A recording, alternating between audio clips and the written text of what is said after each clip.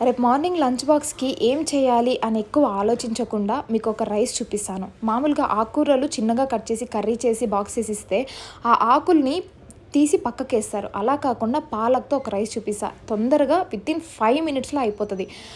Oil వేసుకొని, పోపేసుకొని, green chilli ఒక 5 తీసుకున్నాను.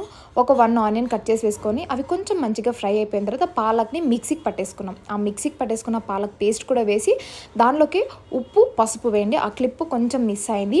అంతా వేసిన తర్వాత మూత పెట్టేసాను. లో సిమ్‌లో ఇలా గట్టిగా వాటర్ మొత్తం ఇంకిపోయిన తర్వాత ఇలా గట్టిగా అవుతది. అప్పుడు రైస్ వేసుకొని నేను ఆల్రెడీ జీడిపప్పులు ఏంచి పెట్టుకున్నాను. అవి కూడా మొత్తం వేసేసి కలిపేసి ఒక లో సిమ్‌లో ఒక 5 మినిట్స్ మూత పెట్టేసి ఉంచేసేయండి. పాలక్ రైస్ రెడీ అయిపోతది. నిజంగా పైన గరం మసాలా చల్లి బాక్స్‌కి పెట్టండి. మధ్యాహ్నం కూడా అదే టేస్ట్ అలానే బావుంటదనమాట. మరి మీరు కూడా ఎప్పుడన్నా ట్రై చేయండి ఇలాగా. ట్రై చేసిన తర్వాత నాకు కామెంట్ చేస్తారు కదా! మరి అలానే సబ్స్క్రైబ్ చేసుకొని, లైక్ చేయండి, షేర్ చేయండి. Thank you.